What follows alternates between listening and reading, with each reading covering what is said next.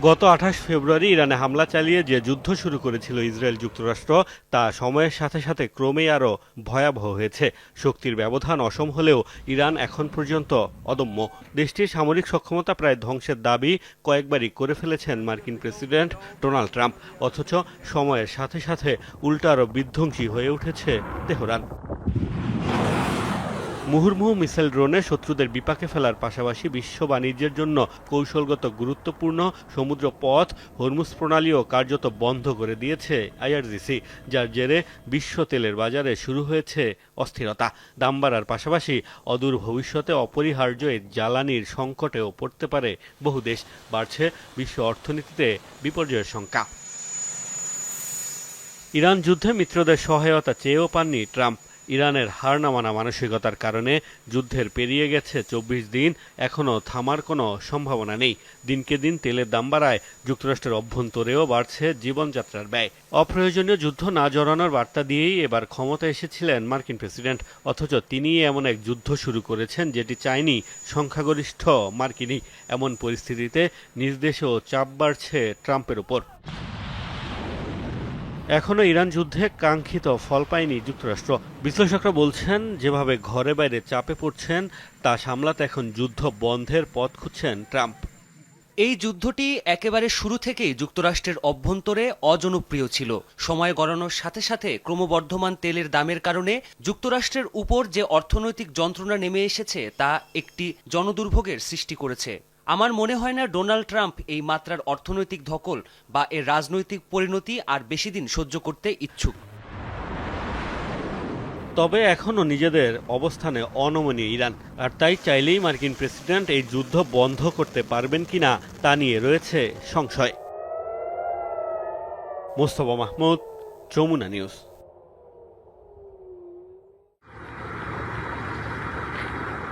পুড়ছে ইরাকের ইরবিলে অবস্থিত মার্কিন কনসুলেট। ১০০ কিলোমিটার দূরের শহর মসুল থেকে হামলা চালায় ইরানপন্থী সশস্ত্র যোদ্ধারা। এমনকি ইরাক থেকে হামলা হয়েছে সিরিয়ার উত্তর পূর্বাঞ্চলের মার্কিন ঘাঁটিতেও। সক্ষমতায় ধারের কাছে না থাকলেও এসব সশস্ত্র গোষ্ঠীগুলোর হামলার পাল্লা বড় ধরনের চিন্তার কারণ হয়ে দাঁড়িয়েছে যুক্তরাষ্ট্রের জন্য। কেননা ইরাকের ৩ প্রদেশে ছড়িয়ে ছিটিয়ে রয়েছে বহু মার্কিন সামরিক ও কূটনৈতিক স্থাপনা। যুদ্ধ শুরুর পর দফায় দফায় হামলার শিকার হয়েছে ইরাকের মার্কিন স্থাপনাগুলো। এসব হামলার বেশিরভাগেরই পিছনে ছিল ইরানপন্থী গোষ্ঠী পপুলার মোবিলাইজেশন ফোর্স পিএমএফ। মূলত শিয়া যোদ্ধাদের নিয়ে গঠিত একটি সশস্ত্র বাহিনী এই পিএমএফ। এদিকে সশস্ত্র গোষ্ঠীটিকে নিশ্চিহ্ন করতে বারবারই পিএমএফের ঘাঁটি লক্ষ্য করে হামলা চালিয়েছে যুক্তরাষ্ট্র। সোমবার আনবার প্রদেশে চালানো হামলায় প্রাণ হারান পিএমএফ প্রধান সাদ দুয়াই।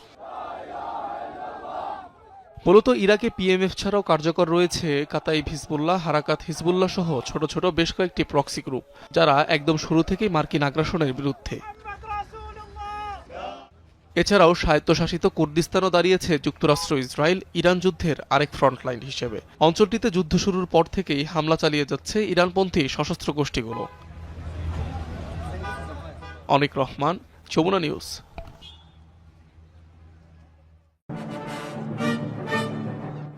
মিসাইলের গায়ে লেখা হচ্ছে শত্রুদের প্রতি হুঁশিয়ারি বার্তা। এরপর মার্কিন এবং ইসরায়েলি অবস্থান লক্ষ্য করে ছোড়া হচ্ছে একের পর এক ক্ষেপণাস্ত্র।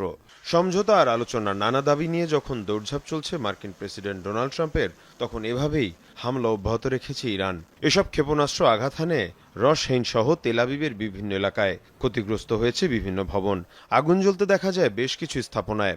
জরুরি বিভাগ সহ বিভিন্ন সংস্থার সদস্যদের রাতভর ব্যস্ত থাকতে দেখা যায় পরিস্থিতি সামাল দিতে। ভোরের আলো ফুটতেই দেখা যায় ক্ষতিগ্রস্ত বিভিন্ন স্থাপনার দৃশ্য। এদিকে আবারও ইরানের সাথে আলোচনা ফলপ্রসূ হওয়ার কথা জানিয়েছেন মার্কিন প্রেসিডেন্ট ডোনাল্ড ট্রাম্প। তবে তার এই দাবিকে উড়িয়ে দিয়েছেন ইরানের পার্লামেন্টের স্পিকার বাঘের কালিবাফ। মার্কিন প্রেসিডেন্ট জীবন বাঁচাতে মিথ্যাচার করছেন বলেও জানান কালিবাফ। এদিকে ইরানের সামরিক বাহিনীর হুঁশিয়ারি, সর্বোচ্চ শক্তি প্রয়োগ করে ধ্বংস করা হবে শত্রুদের। মধ্যপ্রাচ্যের মিত্রদের সাথে আমাদের খুবই কার্যকর আলোচনা হয়েছে। বিভিন্ন ইস্যুতে আমরা একটা ঐক্যমত্যে পৌঁছাতে পেরেছি। যদি আমাদের সাথে ইরান একমত না হয় তাহলে আমরা এই অভিযান অব্যাহত রাখব। ইসলামী প্রজাতন্ত্র ইরানের পারস্য উপসাগরীয় অঞ্চল ও ওমানের জলসীমায় পূর্ণ কর্তৃত্ব রয়েছে। আমরা হরমুজ প্রণালীর উপর বিচক্ষণতার সাথে নিয়ন্ত্রণ বজায় রেখেছি। আমাদের এখানে মাইন পুঁতে রাখার কোনো দরকার নেই, তবে প্রয়োজনে আমরা আমাদের সব সক্ষমতা ব্যবহার করব। বহিরাগতদের এখানে হস্তক্ষেপের কোনো অধিকার নেই। এদিকে ইরানের কৌশলগত বিভিন্ন স্থানে হামলা অব্যাহত রেখেছে ইসরায়েল ও মার্কিন বাহিনী। আইআরজিসির সামরিক অবস্থান এবং শীর্ষ নেতাদের অবস্থান লক্ষ্য করে তেহরান সহ বিভিন্ন স্থানে চলে হামলা। এর মধ্যে উর্মিয়া শহরে প্রাণ গেছে ৫ ইরানির। এ অবস্থায় সেন্টকম বলছে এখন পর্যন্ত ইরানে ৯,০০০ বারের বেশি হামলা চালিয়েছে মার্কিন বাহিনী। মীর মুশফিকা হাসান, যমুনা নিউজ।